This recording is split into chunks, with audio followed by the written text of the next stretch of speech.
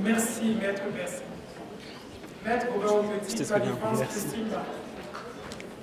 Vous avez la parole.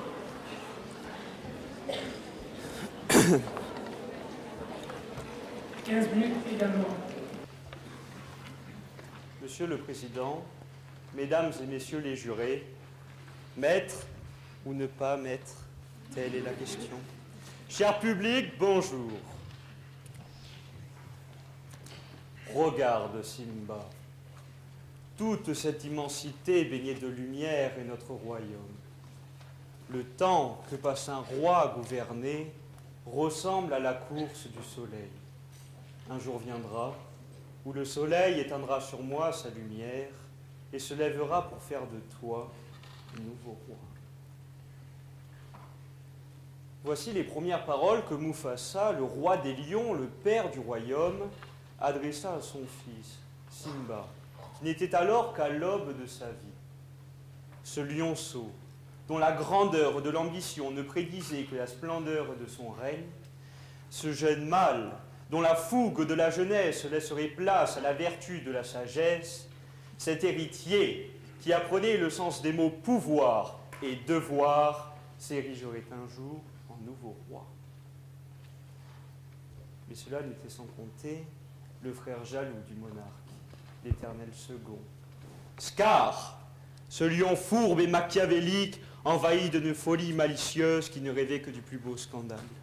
Celui-là même qui disait compromission, qui vivait conspiration, qui criait humiliation, n'a pas hésité une seconde avant de commanditer un homicide. Pire, un fratricide. Pire, un régicide. Pire, un simbaticide. Et alors que je parle ainsi, Monsieur le Président, croyez bien que je vois dans votre œil la flamme de l'intelligence qu'attise votre intense passion pour la personne. Et devant cette soif de justice, de savoir que l'on ne rencontre que chez peu d'étudiants, je ne peux que vous narrer les véritables raisons qui ont conduit mon client à de telles accusations. Un jour, se souvenant que Robel et Lion font rébellion, Scar trouva le moyen de devenir roi. Il commandita, en préméditant et ordonnant contre récompense, le meurtre de son neveu, tout en dissimulant un accident. Mais cela n'était sans compter la force et le courage de Mufasa, qui parvint à déjouer ce plan machiavélique au péril de sa vie. Et ce soir-là, dans la jungle, terrible jungle, le lion est mort. Le roi est mort. Vive le roi! Et en moins de temps qu'il n'en faut pour le dire, Scar incrimina Simba de la mort de son père et lui ordonna de partir sans jamais revenir. Alors, à la différence de ce qu'a pu vous raconter la partie civile, mon client n'a pas renoncé à la couronne, mais a été banni par un oncle plus fort et plus perfide que lui. Le cœur de Simba saignait de douleur. Lui qui était l'espoir, le joyau de la couronne, était condamné par la culpabilité et le chagrin à errer dans un désert de souffrance. Alors que la vie lui semblait terne et stérile, Simba fit la rencontre de Timon et Pumba, ces deux handicapés patronymiques qui n'avaient que deux mots à la bouche, Hakuna Matata. Alors pour ceux qui ne connaissent pas cette phrase magnifique, ce chant fantastique, ces mots signifient que vous ne vivrez sans aucun souci. C'est une philosophie. L'épicurisme en l'occurrence, la recherche du bonheur et de la sagesse dans le but d'atteindre un sentiment d'ataraxie. Et en moins de temps qu'il n'en faut à un étudiant pour apprendre la hiérarchie des normes dans le bloc de l'égalité, c'est-à-dire environ 5 ans, Simba grandit et sa philosophie mûrit. Un soir, en regardant les étoiles, Simba se remémora le secret royal que lui dit un jour son père. Regarde le ciel. Les rois des siècles passés nous contemplent du haut des étoiles. Chaque fois que tu te sentiras seul, ils seront là pour te guider, comme ils l'ont fait pour moi. Alors je dis que c'est un secret royal parce que ça n'arrive qu'au roi. Moi-même, en tant qu'étudiant, je dois vous confesser qu'il m'arrive de me sentir seul parfois devant ma copie d'examen. Et je regarde donc le ciel, qui se traduit alors par des néons, en espérant que les rois des siècles passés, tels que Oriou, Védel, Kenfak, pourront me guider. Mon sang n'est pas royal. Quoi qu'il en soit, Simba vit apparaître son père dans un nuage de poussière. Il lui rappela alors quelle était sa place dans le cycle de la vie. Et un dilemme shakespearien se posa. Être ou ne pas être? Quel est le choix le plus noble? Subir la cruauté du destin ou prendre les armes contre cet océan de souffrance qui nous assaille et y mettre fin? Simba mit alors en harmonie l'action et la parole, trouva des amis même dans ses ennemis et décida de reprendre le trône. Mais Scar, au pied du mur, décida de mêler la justice à cette affaire, en convoquant en amiable composition le gratin du royaume, à savoir le doyen d'une faculté de droit de Montauban, le président d'un tribunal administratif, le procureur général d'une cour d'appel, et bien évidemment une bâtonnière, dont la troublante beauté ne saurait qu'égaler la délicieuse jeune femme qui se dresse à notre droite.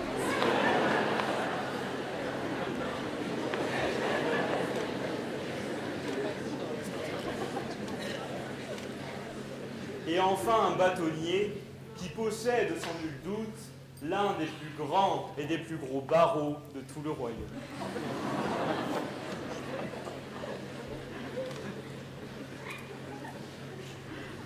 Le procès qui se déroule aujourd'hui, mesdames et messieurs, est pour le moins inhabituel, pour ne pas dire exceptionnel. On tente de condamner le bon pour laisser prospérer le mauvais, d'enfermer le digne pour laisser vivre un régicide. C'est pourquoi je combattrai avec force les chefs d'accusation à l'encontre de mon client. Je réfuterai la menace de mort, je rejetterai la diffamation et je vous prouverai l'état de nécessité dans lequel nous nous trouvions.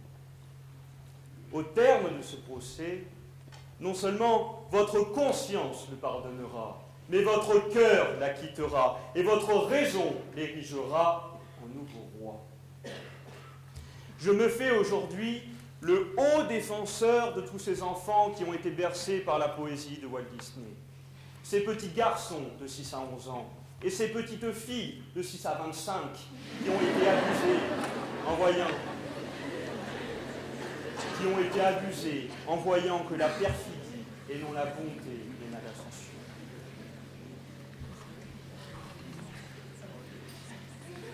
Mais avant de commencer, il faudrait peut-être avoir à pas me prendre pour un imbécile, Monsieur le Président. Derrière ce procès douteux, où les animaux se mettent à parler, et sous le prétexte que je proviens d'une contrée reculée du nom de Montauban, mais qui, Dieu seul sait, le berceau de l'humanité, verset 1 de la Genèse en atteste, au commencement, Dieu créa Montauban, verset 2, on ne devrait jamais quitter Montauban. On tente de me spoiler. Pire, ce sont nos principes fondamentaux qui assurent équité et impartialité de nos juridictions qui sont mises à mal. Cette affaire qui, pourtant, a du lion, n'a ni queue ni tête. Outre le fait que je n'ai reçu aucune assignation, que nous ne savons pas si nous sommes en civil ou en pénal, on peut dire que mon confrère a souillé le principe du contradictoire en me transmettant ses conclusions seulement 3 jours avant l'audience. Je dois avouer que cette situation m'a plongé dans un embarras qui m'a fait me demander si je n'allais pas demander le report de cette affaire. Mais le procès d'aujourd'hui étant fortement médiatisé, que le jury a pris la peine de se rassembler, et que les animaux de tout le royaume se sont déplacés, des gazelles élancées aux babouins ratatinés, je me résous aujourd'hui à statuer devant vous. Mais quoi qu'il en soit, croyez bien que ma stupeur ne fut pas feinte lorsque je lus, avec un étonnement qui m'étonna moi-même, les chefs d'accusation qui incriminent mon client. Alors, pour ne pas vous encombrer des articles, je vous renvoie à mes conclusions, mais je vous rappelle cependant ce dernier. L'article 222-7 du Code pénal prévoit que la menace de mort doit être matérialisée par un écrit ou une image, ce qui n'est pas le cas en l'occurrence, ou encore qu'elle soit réitérée.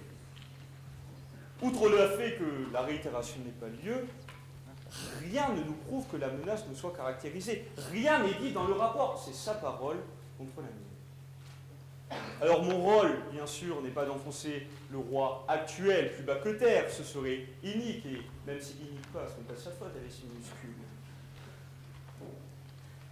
Mais nous parlons d'un individu qui n'a pas hésité une seconde à utiliser les plus infâmes moyens qui soient pour parvenir sur le trône. On peut légitimement supposer qu'il en sera de même pour le garder.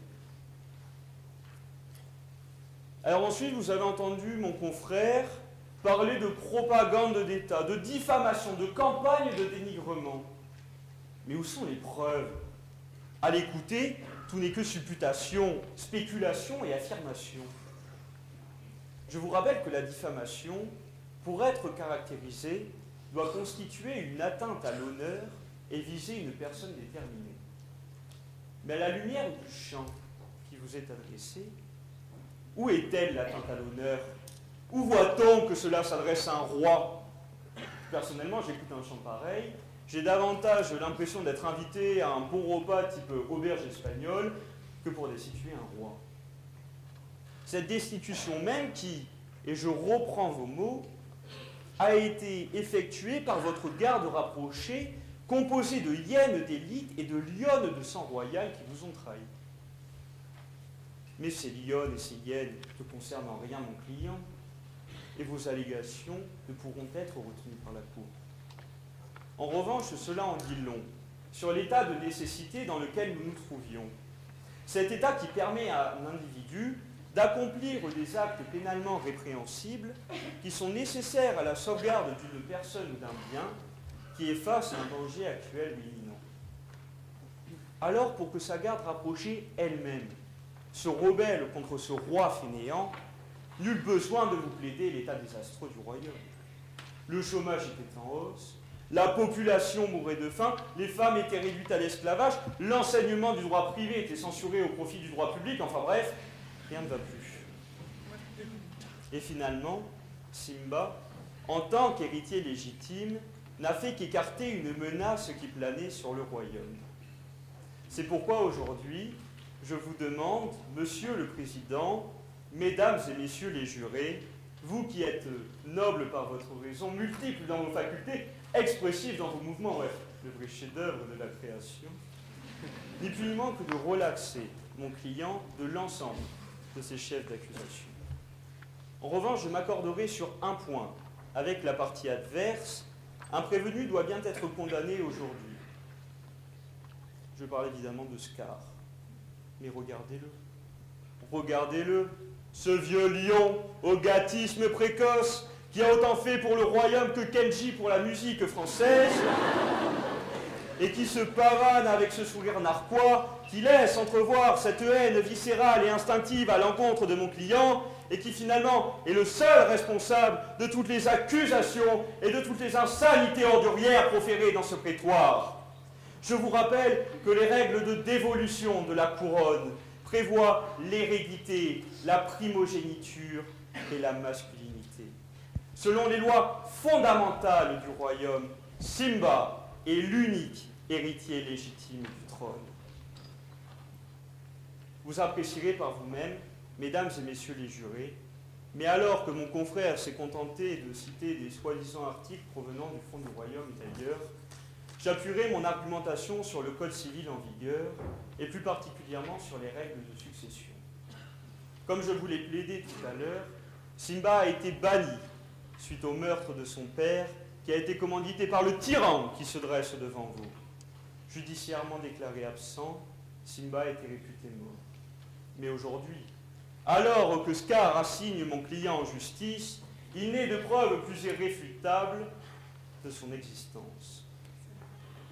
C'est pourquoi aujourd'hui, je vous demande, Monsieur le Président, de relaxer Simba le Pieux de l'ensemble de ses chefs de prévention, de juger Scar le Fainéant comme indigne de succéder et de les destituer du trône, ainsi que de le condamner à l'exil dans le désert salé.